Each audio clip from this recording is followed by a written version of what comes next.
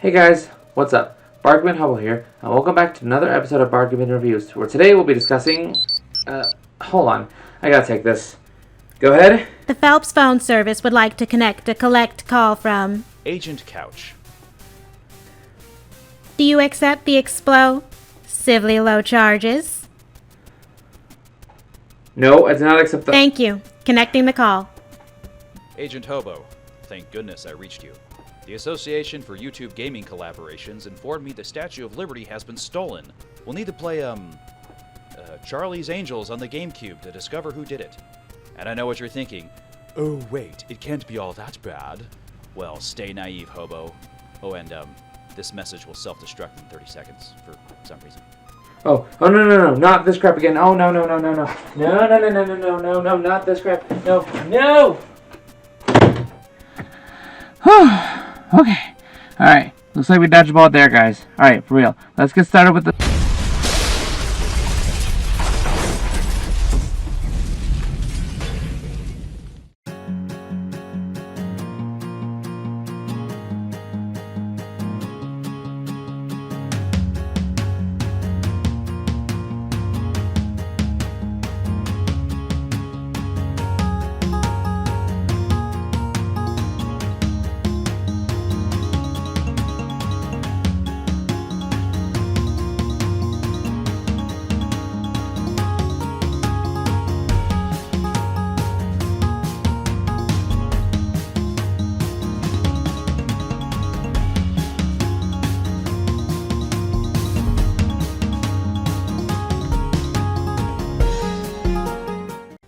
Hey guys, what's up? Hobo here. Now, welcome back for real to Bargain Reviews. But today, I'm not alone, because today, I'm joined by my friend Rob from SweatyCowch. Say hi, Rob. Hi, Rob. Nice. Now, in case you missed our beautifully crafted intro, in worst case, shame on you! We worked so hard on that. Today, we're talking about Charlie's Angels on the GameCube. Now, you guys know that I tend to be pretty optimistic about bad games. Rob, though, he's not so forgiving. Yes, well, I've seen the other reviews which have painted my expectations. But I'm willing to give the game a fair shot and play it for a couple of hours. As have I, Rob. As have I. In fact, anyone who's watched gaming personalities like Angry Video Game Nerd has some inkling. Woo me! Sorry. Splatoon has ruined the word inkling for me. Anyway, some idea of this game's unsavory reputation. But you know what? I'm undaunted, and I'm glad to see you are too. So let's get started.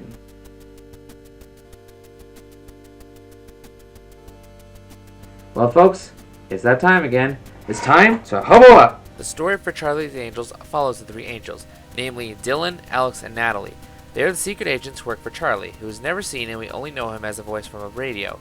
Anyway, the Statue of Liberty has been stolen, just one of many monuments disappearing without a trace, and now our angels need to go around the world, beat up a bunch of dudes, and some ladies, but mostly dudes, to figure out who is doing this and get those monuments back. The story is meh. It's not much to write home about. Really, it's just an excuse for the events to happen. Didn't Shredder do the same thing at the start of Turtles in Time?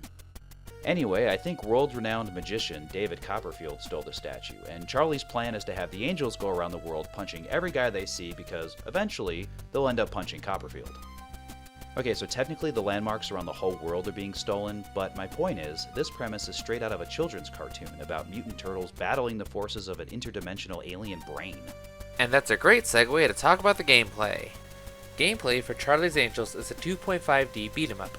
As one of the three angels, you'll be running through the stage, beating up goons and... well, the cracks in the shield start to form real quick. At the beginning, you only have a punch and a kick. They don't do anything special, yet, but it's all you need to take out these goons. Yeah, and these goons are dumber than a bag of shit. This is a family show. Watch your mouth. Shoes. Well, he's right. This AI is brain dead. You can run these guys in circles for hours.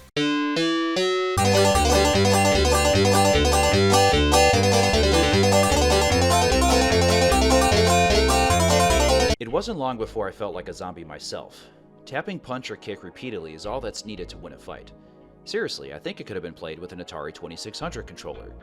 I didn't bother blocking as there isn't a need to strategize against an AI that can only cluster around me and wait to die. The slow-mo angel time didn't work for me, and neither did the grapple combo. My playtime ended after the 4th mission, so I can't say if more useful abilities unlock in the game's second half. Agent Hobo, you finished the campaign, so maybe you can tell us if it gets better. Yes, I did beat it, and I was able to get the grabs to work now and then. This reminds me, with each new level, the angels get new moves. In level 2, you get super combos, including Natalie's butt bump of doom. These are tacked on to the end of your combos, and the way it sends enemies glitching around is pretty silly. Then we get grabs, and these are very unresponsive. Like I said, I was able to get them to work here and there, but most of those were by accident.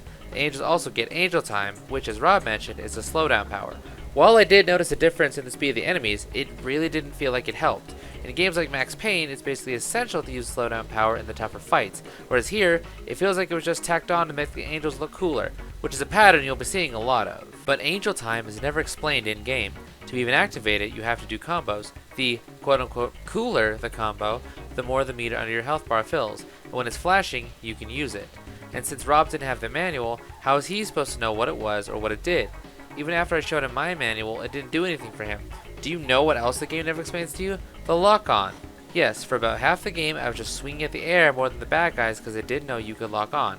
I have the manual, but I still found that out by accident.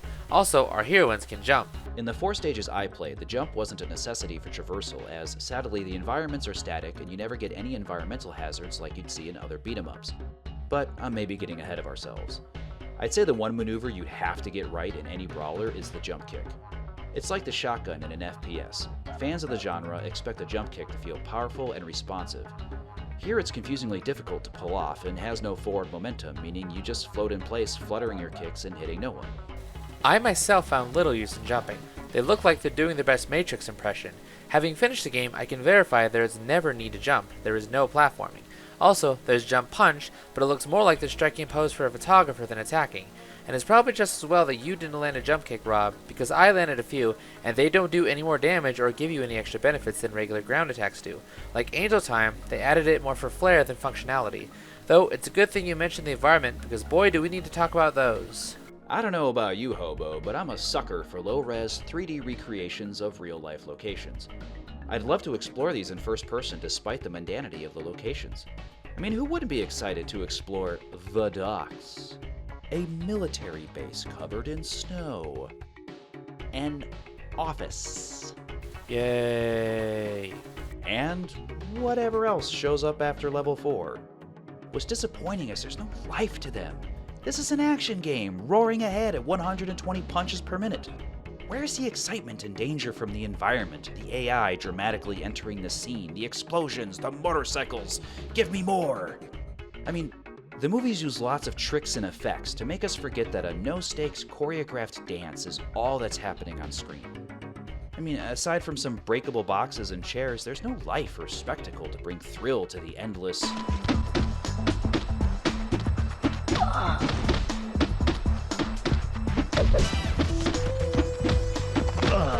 Even 8-bit brawlers had more life to their environments. Am I being unfair, Hobo? No, not at all. There is no excuse to how bland these places are. How about some explosive barrels that go boom when you punch them? Or shelves or things you can knock over to quickly take out your enemies. Although there are hidden goodies in these places, like a lot of other things, they didn't really incorporate them very well. See, hidden inside of the levels are memory sticks and film reels, with which you can look at stills from the movie and rewatch the game's cutscenes. The issues are these though. For one thing, you can't move the camera, so if you're gung-ho to find all of them, you have to comb through the environment while being careful not to accidentally progress, because if you go further ahead, you can't go back. The invisible walls are dogging your every step. So, real quick, I was going to do a joke where I was just going to film myself trying to run backwards against the invisible wall and just not being able to do it. I just couldn't make that happen this go-around, so just imagine what that might look like. And, you can't replay earlier levels after finishing them. Not like it matters though. According to Re-Res, these pickups are broken anyway. Earlier though, Rob mentioned weapons, and yes, you do get weapons. Things like knives and wrenches, and also, each angel has a signature weapon. But you wouldn't know that if you didn't read the manual. See, most of the weapons are fairly large, so you can, see them. The signature weapons are tiny and super duper easy to miss. Like, if you're not actively looking for them, you will not find them. And unlike the other weapons, these can only be thrown and they're single use. So while they're pretty strong and do decent damage, they're so rare and hard to spot that you likely won't use them anyway. In other beat 'em ups, weapons are like a power-up. They deal out more damage, give you more range, other benefits, but break after a while. But the weapons don't feel any different from just punching and kicking, and they're easy to accidentally throw away. I like the weapons. Okay, so I don't like using the weapons, but I get a chuckle every time an angel takes a wrench to the face. Or a knife. or a... Ooh, yeah, grenades. Given how the angels get a weapon the enemies can't, I guess the devs thought it was only fair the enemies get an exclusive weapon too. But grenades? Okay, so you can't predict when an enemy will have one, and they have no problem yeeting them at you from off screen. And if you're caught in the explosion, which again, you won't be able to predict, you lose a huge chunk of health. And enemies can have more than one and throw them at you back to back.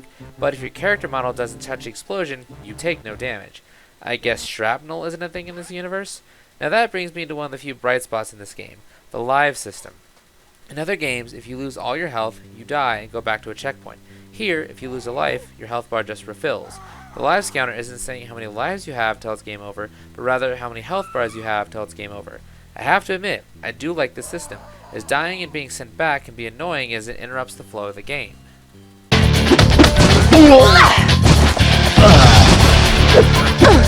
I'm sure we've all been playing a game, keep dying, and have to keep redoing things we've already shown we can do. Charlie's Angels may have messed up basically everywhere else, but a good idea is a good idea, even if it wound up in a bad game. Oh, and I almost forgot. There's a scoring system. Yeah, work your butt off and put up a good score on GameCube Live. And I think you get extra lives after a certain number of points, but I don't know what that is. I would just randomly have one more life than I did a second ago. The score doesn't unlock anything, so aside from more lives, it does nothing. Cool. I have nothing more to add to gameplay, so how about the presentation? Like the movies and TV shows, the video game exists for the purpose of seeing hot actresses kick butt while wearing different outfits. You can collect USB drives that unlock pictures from the movie, which is something even the book has.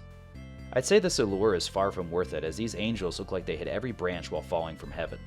Cameron Diaz's model has a weird W-shaped mouth and stands with an uncomfortable slouch. Lucy Liu's idle pose looks to be breaking her back just to stick her butt out. They change their outfits every mission because they're going undercover, but the players are constantly fighting, so these disguises are as useful as stealing the Statue of Liberty. You've probably picked up on the pattern by now, but the majority of the effort in the game was put into the angels. I already mentioned the signature weapons, and Rob mentioned the outfits, but it goes deeper than that. Each angel also gets their own health pickup. For Alex, it's a muffin. Okay, logical. I mean, beat-em-ups often use food items for health, so that checks out. Natalie's is music CD. I know listening to music can help you calm down when you're stressed, so I guess there's that. Dylan gets a lighter. I guess your character does tend to light up in the movies, but let me recap the health items. We have a nourishing snack, soothing music, and a crippling addiction. I'm all for creativity, but that's kind of a stretch. Also, each angel gets their own health pickup, but it's just a small version of the character in a T-pose. I know creativity is hard, but that's just silly. They're basically picking up action figures of themselves. Oh, and those idol animations, man. They dance around like idiots. Can you imagine someone doing that in real life? Again, I was going to make a joke about me doing that, the whole YouTube thing of show it and then do it in real life to be funny, but, it just wasn't in the card, so, again, just imagine me dancing. Oh, and even better, when you pick up the controller and move them again, they have to take a second to get out of their dancing animation before they can move. Cool, I guess. We've already touched on how bland the environments are, so I guess we can move on to how the game sounds. The angels have a fair few voice clips beyond the cutscenes. A lot of what you'll be hearing is non-distinct mouth sounds like grunts and stuff. And for real, why does Natalie honk like a goose when she gets hit? I know we're not the first to make that joke, and we won't be the last, but did Cameron Diaz not think she could have done just a little bit better? The same could be said of Lucy Liu and Drew Barrymore, too. These ladies are good actresses. Did they not think they could have done a better job? Or maybe they weren't getting paid that much, so they just did the bare minimum. Or maybe there's some other reason we might never know. The game's music is one aspect to which I can give a genuine compliment. The tracks are composed by Eric, insert clip of Google saying Chevalier, who also composed Rayman 2, which, if the YouTube comments are anything to go by, is beloved by Rayman fans. When reviewing a game, I like to listen to its soundtrack while I write the script, and I can say this one would fit easily into your video game-themed lo-fi playlist. It probably deserves to be better represented and not forgotten because of the game it's attached to. Find it on Zophar.net, and 45 minutes of music for your next homework sesh is accounted for. So tell me, Agent Hobo, are we nearing the end of this mission? I'd say we're about done here. Let's wrap her up, Agent Couch. Well, there we go, guys. That's Charlie's Angels. Normally, this is the part where I bust out that rating board, but let's hold off on that. Rob, you're the guest. You go first. Tell us your thoughts. Is this game worth it? Although I think anyone who's watched the video already knows, but go ahead, tell us. Aside from having Hollywood women in bikinis, Charlie's Angels the video game doesn't bring home the spectacle of the franchise. My time with it was mired with features that worked inconsistently at best and didn't offer a lick of complexity to engage with. It lacks much of the foundational features of the genre it's a part of and brings nothing new to the experience. That last sentence was too self-reflective for my tastes. How about yourself, Hobo? This game is beyond the bin. That's your highest ranking, if I'm not mistaken. Have you lost your frickin' marbles? Bold of you to assume I've had marbles, dear friend, but yes, this is beyond the bin. This game sinks so far below 0, it swings back to 10. It's so bad, it's funny. It's just like the Zelda CDI cutscenes. Those things get just about everything wrong. But you know what? They're just like a good B-movie, where they're so bad, they're great. This isn't a game you play seriously. You gather your friends and play it, and you just have a good laugh at how bad it is. If that's truly how you feel, then I'm afraid you're beyond help. Well, if loving bad games is wrong, I won't be right. So Rob, any closing remarks? Hobo, you're not allowed to pick the games for any future collabs we do. Ow! I mean that's fair, but ow! So wait, who did steal the statue? Was it David Copperfield? You know what? The game never really explains that, but who cares? We won! Buddy, as long as I don't have to play this game again, I think I can live with that. And on that note, thank you so much for watching this video, and thank you to SweatyCowch for coming on and hanging out with me. If you like this video, please like, comment, and subscribe, and ring the bell of like notifications. So who do you agree with? Am I right, or is Rob right? Let us know in the comments below. Until then, see you guys next time. Hobo out! Good night, everybody.